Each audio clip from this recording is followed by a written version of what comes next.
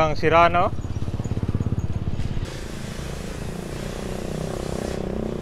So kasama sa likod, abangan nyo yung next part ito. Ito ang kalsada na tinayuan ng mga extension tulad ng mga tindahan at mga bahay. Ito yung originally, binigyan lang sila ng pangkabuhayan dito. Pero nangyari, naging dugyot, tinagdagan pa. At ngayon, naging concern kasi itong mga itinayong mga structure dito. Dahil ito ay malapit sa bundok na tinatawag na Smoky Mountain. Nung bagyo, nagkaroon dito ng landslide sa patuloy na paglakas ng ulan. So isa rin sa layunin, kaya dinimolish na ito para maibalik na yung kalsada, mas malawak at higit sa lahat pabawasan yung mga nakatira dito na malapit sa danger zone nitong Smoky Mountain. Ang Smoky Mountain, ito yung tinatawag nilang SM dati. Once a large landfill na after ilang dekada na nag-operate, ito ay naging inalis na at sa itaas, na lang to siya, mga puno, may nakatira pa dyan, paunti lang. Nagkaroon din dito ng mga housing project. Pero yung iba kasi dito, may unit na sila.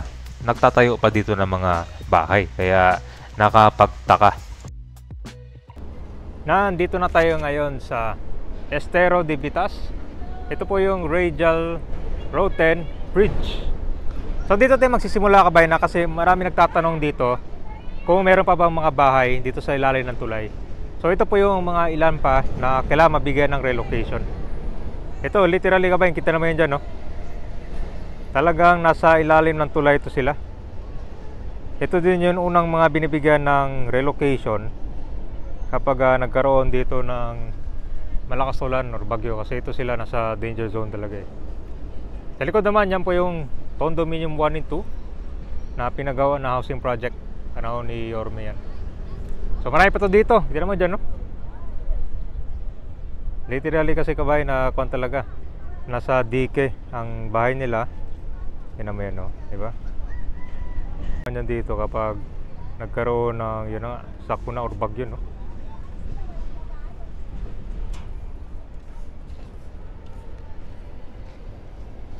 Yan, kasi kapag nagkaroon dito ng bagyo, ito inaabutan ng ganyan. Ito nga, bahayan dito eh. U-turn slot to ng mga sasakyan. Galing R10, pabalik, papuntang ko naman to sa Nabotas. Nandito na tayo sa Smoky Mountain ulit. So ito na, oh.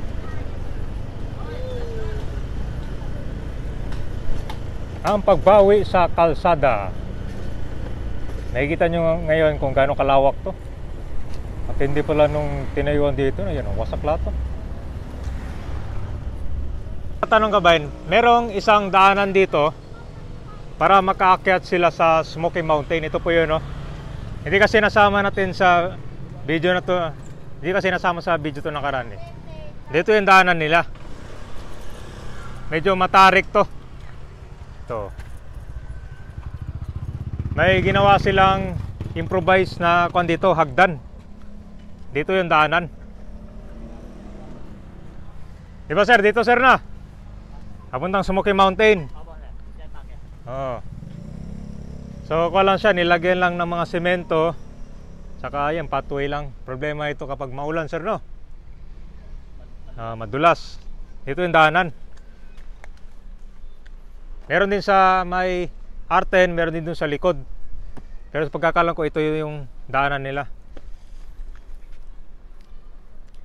So yun, natanggal yung mga wirings. Saka matinding linis pang gagawin nito. Hindi na may mga kalat dyan, no?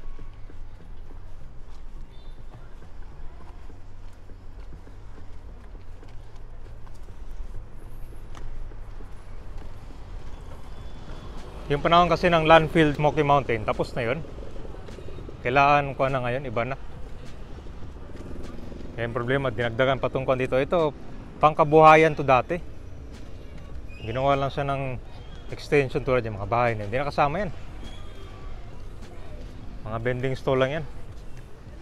Buti na-aksyon na siya ngayon, no? Lawak pala ng kalsada, oh. So halos 2 lanes pala yung okupado nito.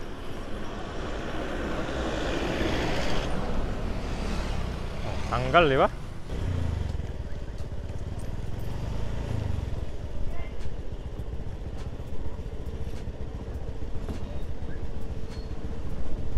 Oh, di ba? Tanggal to.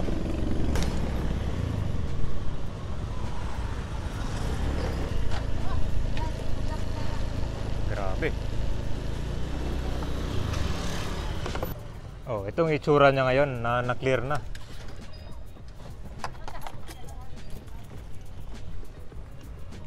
Di pang lawak pala, no? May kalsada. So may mga bakat na basura pa na mga nakadikit dito sa Smoky Mountain. Ito yung kinonsern nila kasi nung nagkaroon ng bagyo, di ba? Malakas ulan nung last July. May mga nag-landslide dito ng mga lupa. At sa maniwala kayo sa hindi, yung mga tinayuan nilang mga tindahan dito, nakadikit na dyan. Pero may yung daga, oh. Sagana sa pagkain yung daga, ang laki. Tapos may container van pala dito. Ito yung ako na yata, nalubog. So bukod sa kalsada pala, meron pala itong bangketa. Hindi mo na nalata kasi nakatago na eh.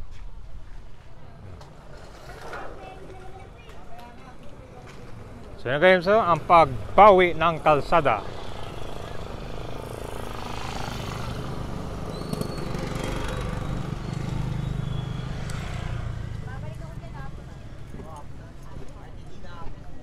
Grabe, laki. Ito oh. Sa likod din pa, may kubol-kubol din pala.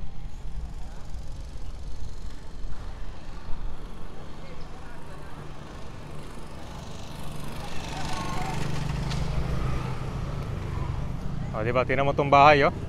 Talagang sira na, oh. Bumigay na lang siya dahil siyempre, unting-unting nahulog yung mga lupa sa taas. Ito kasi tindahan lang, naging squatter area na. Hanap buhay lang to dati. May marker pa nga to dati sa to. Ito, may yellow ito. Yung yellow marker na yan, ibig sabihin ito, hanggang dyan lang yung mga paninda. Problema kasi, lumampas. O, tingnan mo yan, di ba? Parang itong ginawang bahay, wala na eh. Basta may tayo lang. Tingnan mo kung gaano kadelikado. Patagilid siya.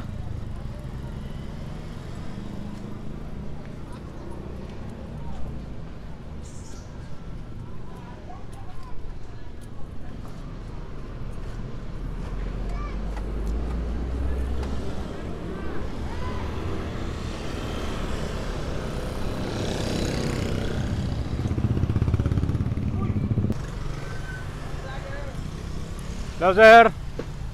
Ayan o, ito yung marker oh. Hanggang dito lang.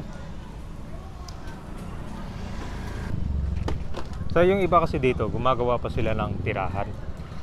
Kaya ang sabi naman ng mga ilang tao dito, meron na silang mga unit dyan no. Ito yung mga pabahay. So nagawa sila ng tindahan dito. Dito na rin na nakatira. Yung iba mga extension. Yung mga iba hindi nakataka dito, dumayo na lang para magnegosyo. So malaki din yung nagastos ito kasi puro hollow blocks na no? Ito yung sinasabi ko sa inyo. Yung mga tinayo nila nasa gilid na ng bundok ko. Diba? Ito may halong lupa at saka basura na. Pero karamihan dyan puro basura talaga. Nabuo na lang yung dito bundok. Kanyang kadelikado, diba?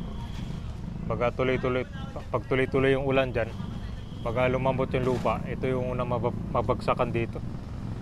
Matagal na panahon din, no? Meron na nga bumigay dyan, no? Sa kabila.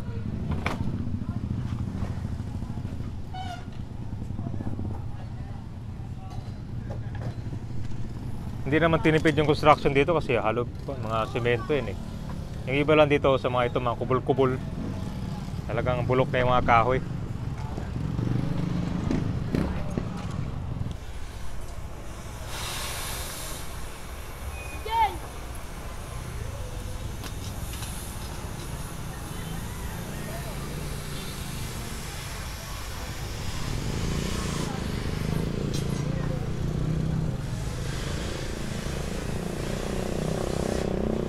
So kasama sa likod, abangan nyo yung next part dito.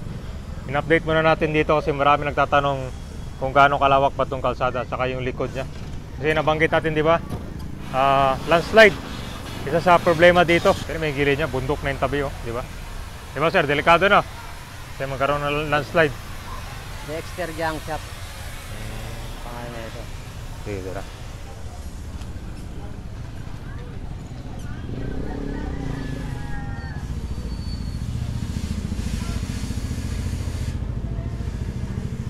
Kompleto pala, may CR na rin. Ay, hindi, pagkuhan yata to. Ay, may CR na pala, oh. Kompleto. So talagang pang matagalan yung ginawa pala nila. Ito, sinuksok na lang dyan yung construction. May puno pa, oh.